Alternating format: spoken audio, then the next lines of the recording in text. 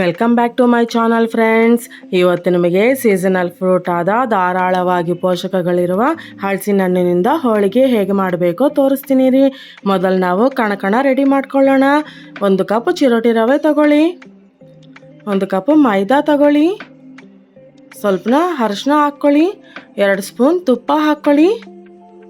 ಎಲ್ಲ ಹದವಾಗಿ ಚೆನ್ನಾಗಿ ಕಲಿಸ್ಕೊಳ್ಳಿ. ಇದರಲ್ಲಿ ಸ್ವಲ್ಪನೇ ನೀರು ಹಾಕ್ಕೊಂಡು ಚಪಾತಿ ಹಿಟ್ಟಿಗಿಂತಲೂ ಸ್ವಲ್ಪ ಮೃದುವಾಗಿ ಕಲಿಸ್ಕೊಳ್ಳಿ.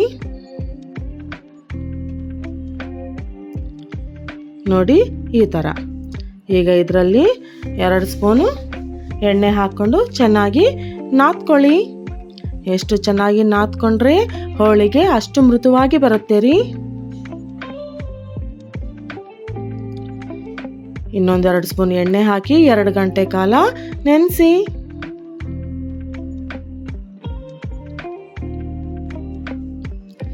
ಒಂದು ಜಾರಲ್ಲಿ ಸಣ್ಣದಾಗಿ ಹಚ್ಚಿರುವ 1 ಕಪ್ ಹಲಸಿನ ಹಣ್ಣು ಹಾಕ್ಕೊಳ್ಳಿ, 1 ಕಪ್ ಹಸಿ ಕೊಬ್ಬರಿ ಹಾಕ್ಕೊಳ್ಳಿ, 4 ಏಲಕ್ಕಿ ಹಾಕ್ಕೊಂಡು ನುಣ್ಣದಾಗಿ ಹಾಕ್ಕೊಳ್ಳಿ.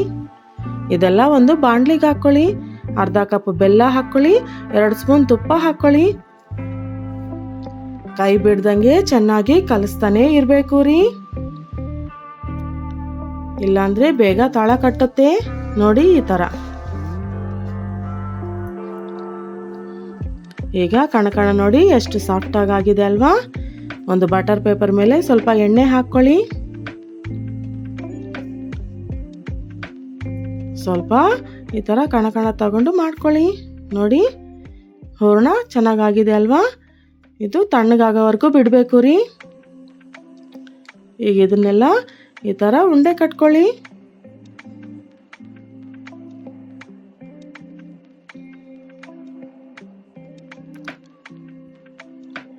ನಾನು ಹೋಳಿಗೆನ ತಡ್ತಾ ಇದ್ದೀನಿ. ನೀವು ಬೇಕಾದರೆ ಲಟ್ಟಣಿಕೆಯಿಂದ ಲಟ್ಟಿಸ್ಕೊಳ್ಳಬಹುದು.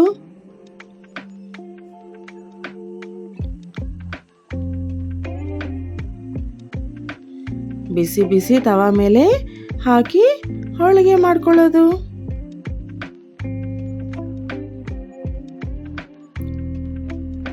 ನೋಡಿ ಎಷ್ಟು ಈಸಿಯಾಗಿ ಹೋಳಿಗೆ ಮಾಡ್ಬೋದಲ್ವಾ. ತುಂಬ ರುಚಿಯಾಗಿರುತ್ತೆ.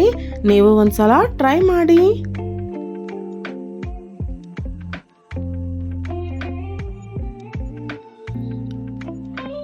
ಈಗ ಮಿಕ್ಕಿರೋ ಕಣಕಣದಲ್ಲಿ ರೊಟ್ಟಿ ಮಾಡ್ಕೊಳ್ಳೋಣ. ಸ್ವಲ್ಪ ಖಾರ ಹಾಕ್ಕೊಳ್ಳಿ, ಸ್ವಲ್ಪ ಉಪ್ಪು, ಸ್ವಲ್ಪ ಜೀರಿಗೆ, ಸ್ವಲ್ಪ ಕೊತ್ತಂಬರಿ ಹಾಕ್ಕೊಂಡು ಚೆನ್ನಾಗಿ ಕಲಿಸ್ಕೊಳ್ಳಿ. ಈ ಥರ ಸ್ವಲ್ಪ ಹಿಟ್ಟು ಹಾಕ್ಕೊಂಡು ಚೆನ್ನಾಗಿ ತೆಳುವಾಗಿ ಲಟ್ಟಿಸ್ಕೊಳ್ಳಿ. ಬಿಸಿ ಬಿಸಿ ತವಾ ಮೇಲೆ ಹುರ್ಕೊಂಡ್ರೆ ಗರಿ ಗರಿಯಾದ ರೊಟ್ಟಿ ರೆಡಿ. ನೀವು ಒಂದ್ಸಲ ಟ್ರೈ ಮಾಡಿ. ಇಷ್ಟ ಆದರೆ please like, share, comment and subscribe.